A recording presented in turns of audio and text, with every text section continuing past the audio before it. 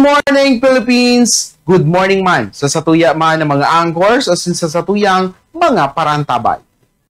Ako si Bombo Eman Bombase, ang mga kaibahan nindo sa segment na Negosyo at Empleyo.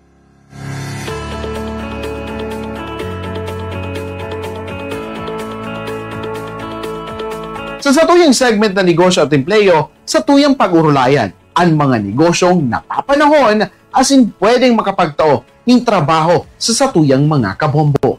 Kunya na aldaw ning Domingo, satuyang pag-urulayan ang mga simple alagad mapagkakakitaan na negosyong pwedeng-pwede gibuhon sa salit na kapital komo sa imong puhunan.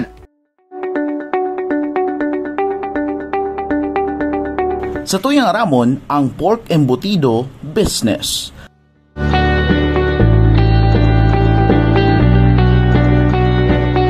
Naging partinakan mga Pilipino cuisine ang pork embutido, kung sa insaro naman sa mga nagiging main course ini sa mga fiestas asin selebrasyon kan kada mga Pilipino.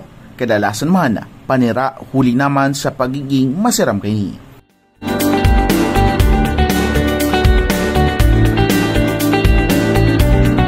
Ang embutido ang nakatunan ng pagkakana kan mga Pilipino kung sa naging bistado pa ini huli naman sa mga fiesta asin mga okasyon sa lambang pamilyang Pilipino. Kadalasan man pulutan ini kan mga mag-aramigo asin mag-aramiga.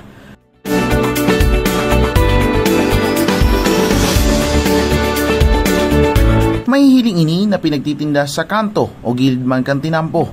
Saro ini sa mga street foods na kinahiligan na kan mga Pilipino. Kadakol ang mga nagtitinda kini, huli naman sa pagiging madali, asin patok sa masa.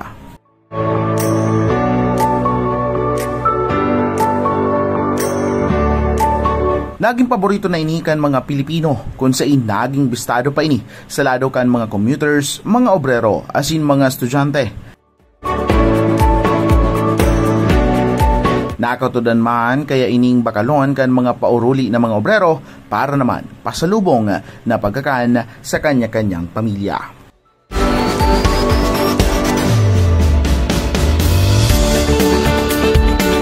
Panupunan ang negosyo.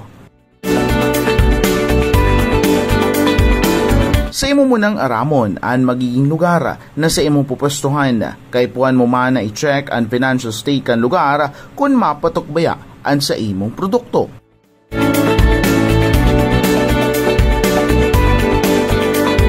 Sa imo man aramon ang mga posibleng competitor sa lugar, piraan kapareho mo na nagnenegosyo kan siri na produkto sa insinda na kaposisyon, asin pira ang presyo kan sa indang mga pinapabakal.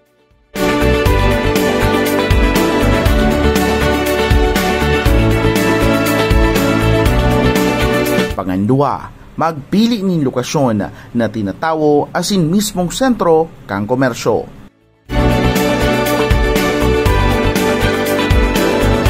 Siring kan ibang mga small-time businesses, kay puan mong maghanap ng lokasyon na konbinyente sa imong mga customers na mabarakal. Kadaklan sa mga nagnenegosyo kan siring na produkto an igwa nin rolling store or moving stall para naman sa transport availability kan produkto.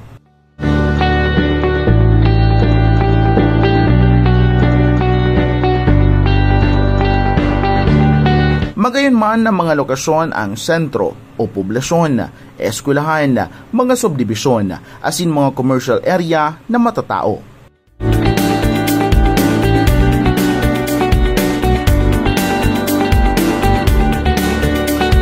Kay puan mo man mag-asigurar rin tamang espasyo sa lugar na pupwestuhan mo para madaling mahiling kan mga potential customers an sa imong pigo-presira na produkto.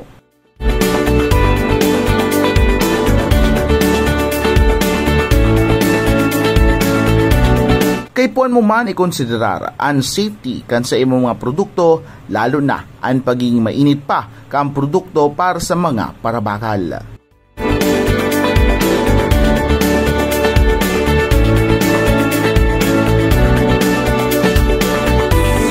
Pantulo, pagpili nin maray na supplier para sa mga ingredients sa negosyo. Kaipuan mo mag-research din mga supplier na pasok man sa budget mo o si kaya man na magtaon ng diskwento.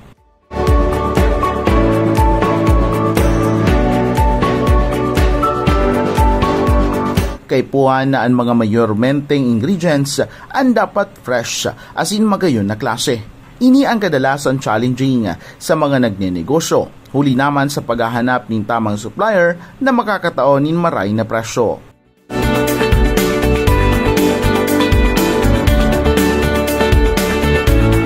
Siring kan ibang mga negosyo, importante man ang tiwala asin pakikisama sa imong supplier na posible mong maging long-term partner sa negosyong ini.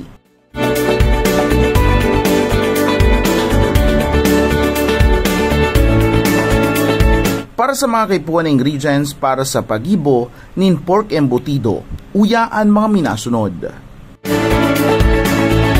Primero na dyan ang canola oil, onion, ground pork, crushed pineapple, carrot, raisins, banana ketchup, eggs, salt, asin pepper.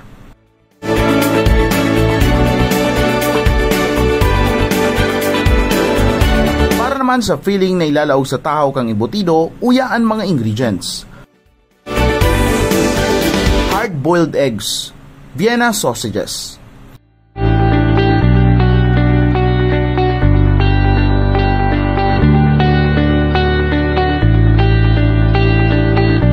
sa pagputap kan business na ini, nagre-range man sa 5,000 pesos hasta sa 10,000 pesos para naman sa pork embutido business.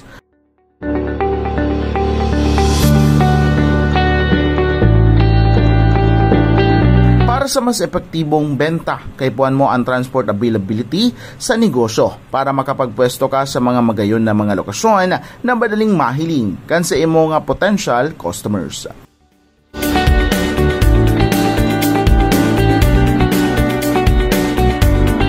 Dagula ang market kini, huli naman sa pagiging in demand as in basic food source kan mga tao.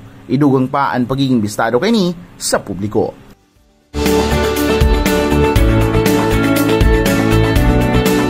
Yan sa naan pera sa mga paagi para sa imuman na pork embutido business na pwede mong pagkakitaan. Lugod, makatabang sa satuyang mga kabombo ang satuy na pagulayang negosyo, ngunya na aldaw ni Domingo.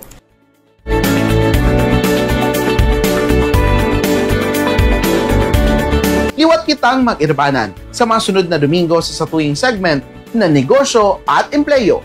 Ini si Bombo Eman Bombase. Nagwawalat kan sarong inspirational quote, "Don't wait for opportunity, create it."